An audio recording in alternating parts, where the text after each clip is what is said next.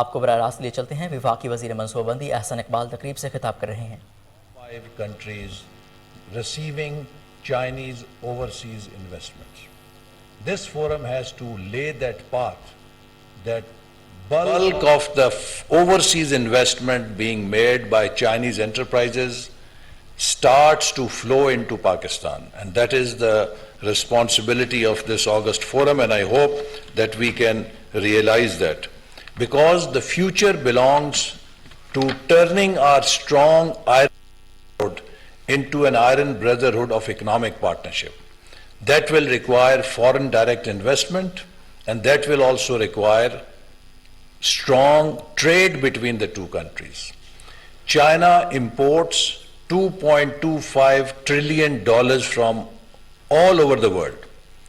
Out of that $2.25 trillion, Pakistan can only make $3 billion export to China, which is, I think, a crime and a sin given the kind of relationship we have. So I would request members of Pakistan-China Business and Investment Forum to also work with Pakistani enterprises on one side to have more investment in Pakistan, and also to help Pakistan improve its exports. Through you, we would like to be part of your global supply chains.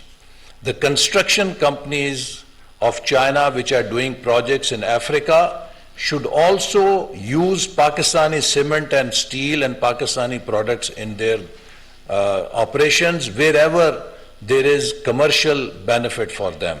So Pakistani economy should become part of your global supply chain, and I think the best help China can provide to Pakistan is to help Pakistan improve its export potential, because that is one area that has led to our crash landing of economy every time we have taken a growth trajectory. So we look forward to working with Chinese enterprises to learn from their experience, to learn from their success, and for them to help Pakistan build a very robust private sector that can work along with Chinese enterprises through joint ventures.